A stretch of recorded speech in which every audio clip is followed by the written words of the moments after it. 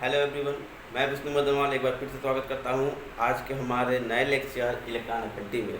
इसके जस्ट पहले हमने आयनाइजेशन एनर्जी पे कुछ वीडियो बनाए थे, इसे हमने अपलोड किया था। आशा करता हूं आप लोग उसे देखे होंगे और पढ़े होंगे और पसंद भी किए होंगे। तो आज के लेक्चर में हम आपसे डिस्कस करने वाले हैं इलेक्ट्रॉन एफिनिटी, जो जस्ट आयनाइजेशन एनर्जी के नेक्स्ट लेवल पे आता है, जो उसका प्रोसीजर अपोजिट होता है आयनाइजेशन एनर्जी के। तो हम देखते हैं क्या होता है इलेक्ट्रॉन एफिनिटी। तो इलेक्ट्रॉन एफिनिटी का कुछ डाटा मैंने यहाँ पे लिखा हुआ है, जिसको मैं आपको समझाता हूँ, फिर उसके बाद उसको कंटिन्यू करता हूँ। तो वीडियो को आप अंत तक देखिएगा ताकि आपको पूरा जानकारी मिल सके अच्छे से। ठीक है, तो स्टार्ट करते हैं इलेक्ट्रॉन एफिनिटी। तो इलेक्ट्रॉन एफिनिटी क्या होता है, देखिए यहाँ पर मैंने डिफिनेशन भी दिया हुआ है। इसमें लिखा है the amount of energy released when extra electron is added to the valence shell of an isolated gaseous atom। इसका एक और मीनिंग बनता है जिसे मैंने यहाँ पे लिखा है to convert the atom into uninegative ion. इसका मतलब ये है कि आप जब भी किसी आइसोलेटेड गैसियस एटम में एक इलेक्ट्रॉन अगर ऐड करते हैं तो उसमें एक नेगेटिव चार्ज आ जाता है, जिसे हम कहते हैं यूनि नेगेटिव। तो यूनि नेगेटिव मतलब कि ये आपका एक आइसोलेटेड गैसियस एटम हो गया, आपने इसमें एक इलेक्ट्रॉन को ऐड किया और एक इसमें कन्वर्ट हो गया, एक यूनि नेगेटिव आयन में कन्वर्ट हो गया। और इस प्रोसीजर में जितना अमाउंट एनर्जी का रिलीज होता है उस एनर्जी को हम क्या कहते हैं, इलेक्ट्रॉन एफिनिटी। तो देखिएगा, जिस किसी प्रोसेस में अगर एनर्जी रिलीज होती है तो हम उसे कहते हैं एक्सोथर्मिक प्रोसेस। तो आप सीधे भाषा में ये कह सकते हैं कि electron affinity is an exothermic process, जहाँ पर डेल्टा एच की वैल्यू क्या होती है, निगेटिव होती है। तो इसे हम थोड़ा यहाँ पे फ्लो चार्ट के माध्यम से आपको यहाँ पे हम समझाना चाहते हैं। तो देखिए, आपको इसमें किसी भी प्रकार से डिफिनीशन को याद करने की जरूरत नहीं पड़ेगी अगर आप इस डायग्राम को आप समझ सकते हैं। तो जैसा कि यहाँ पे दिख रहा है कि ये आपका एक एटम है, एटम के बीच में न्यूक्लियस है, इसके चारों तरफ सेल होते हैं जिसमें इलेक्ट्रॉन रिवॉल्व करते हैं। ठीक है, तो देखिए कैसे डिफाइन कर सकते हैं। इलेक्ट्रॉन एफिनिटी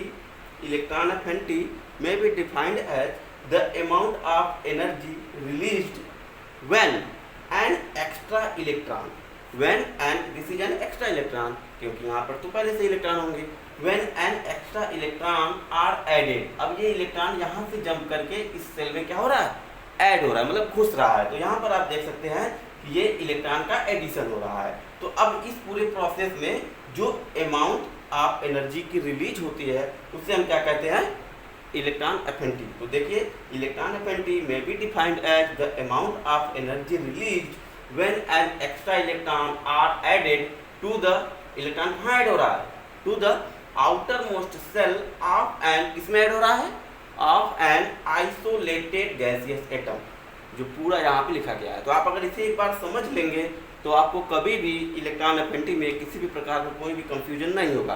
तो अब हम देखते हैं कि इसके आगे, ये तो पूरी बात हो गई इलेक्ट्रॉन एफिनिटी की, जो जनरल डिफिनेशन था मैंने आपको बता दिया और समझा दिया।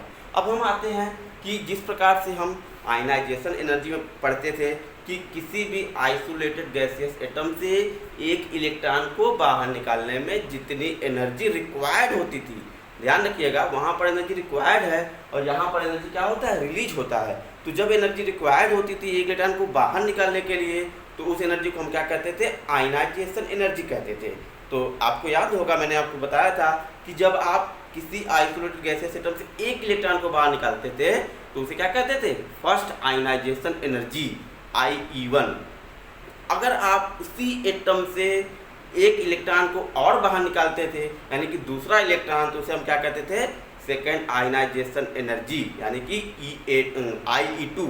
Okay, IA2। अब देखिए, अब हम अगर उसी आइसोलेटेड गैसियस आयन से, यानी कि जहाँ से दो इलेक्ट्रॉन निकल चुका है, वहाँ से अगर हम एक और इलेक्ट्रॉन निकालते थे तो वो तीसरा इलेक्ट्रॉन हुआ, तो उसे हम क्या कहते थे, IE3। तो उस इलेक्ट्रॉन को, यानी उस तीसरे इलेक्ट्रॉन को निकालने में जितनी एनर्जी रिक्वायर्ड होती थी उसे हम क्या कहते थे, IE3, यानी कि थर्ड आयनाइजेशन एनर्जी। लेकिन यहाँ पर ऐसा नहीं होता, यहाँ पर ऐसा नहीं है कि आपने अगर एक इलेक्ट्रॉन ऐड कर दिया तो दूसरा इलेक्ट्रॉन आप ऐड नहीं कर सकते हैं। आप यहाँ पर दूसरे इलेक्ट्रॉन को भी ऐड कर सकते हैं, लेकिन आप देखिएगा वहाँ और यहाँ में क्या अंतर हो जाता है कि यहाँ पर जब आप एक इलेक्ट्रॉन को ऐड किए तो ये यूनि नेगेटिव बन जाएगा, और जब आप दूसरा इलेक्ट्रॉन ऐड करेंगे तो वो क्या हो जाएगा, डाई नेगेटिव बन जाएगा, है कि नहीं। लेकिन ये प्रोसीजर जो है यहाँ पर समझ में आ रहा है कि आपने एक इलेक्ट्रॉन को ऐड किया तो एनर्जी क्या हुई, रिलीज हुई। तो क्या दूसरा इलेक्ट्रॉन ऐड करने पर भी एनर्जी रिलीज होगी, क्वेश्चन ये उठता है। तो अब हम बताते हैं कि वहां पर क्या होता है, जिसे हम कहते हैं सेकेंड इलेक्ट्रॉन एफिनिटी। जैसे मैंने आपको बताया कि जो फर्स्ट इलेक्ट्रॉन एफिनिटी यानी कि EA1 है, वो क्या हुआ, एक जो थर्मिक प्रोसेस हुआ, इसमें हमेशा एनर्जी का रिलीज होता है, ठीक है, एनर्जी हमेशा रिलीज होती है। तो हम देखते हैं कि सेकेंड इलेक्ट्रॉन एफिनिटी में क्या होता है। तो ये बिल्कुल इसका अपोजिट होता है। ऐसा मत समझिएगा कि यहाँ पर एनर्जी रिलीज हुई तो दूसरा इलेक्ट्रॉन जब आप ऐड करेंगे तो वहाँ पर एनर्जी ज़्यादा रिलीज होगी, ऐसा नहीं है, ठीक है, ज़्यादा रिलीज होगी या कम रिलीज होगी। अब हम देखते हैं कि जब आप किसी एटम में, यूनिनेगेटिव एटम में एक इलेक्ट्रॉन को और ऐड करते हैं तो वहाँ पर एनर्जी रिलीज नहीं होती है। ये हमेशा याद रखिएगा, वहाँ पर एनर्जी रिक्वायर्ड होती है। इसे हम कहते हैं सेकंड इलेक्ट्रॉन एफिनिटी, उसे हम बता